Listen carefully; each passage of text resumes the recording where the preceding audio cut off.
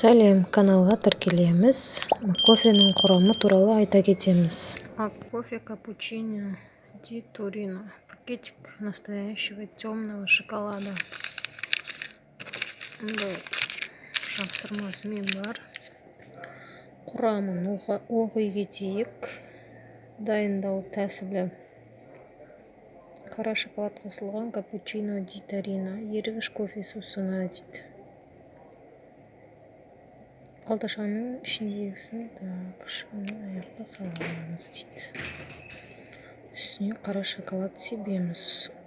Құрамында қант, өсімдік майы негізіндегі клей алмастырғыш, глюкоза, шарбат, өсімдік май, майсызданған құрғақ сүт, сүт ақуыз тұрақтандырғыш, Е340, Е452 эмульгаторлар, Е471, Е481, нығыздалуға қарсы агент Е551, қышқылдықты реттегіш Е451, ерігіш табиғи кофе, хош иістендіргіш, қосымша компонент қара шоколад, қант, үгітілген какао, какао ұнтағы, хош иістендіргіш компоненттің қосымша.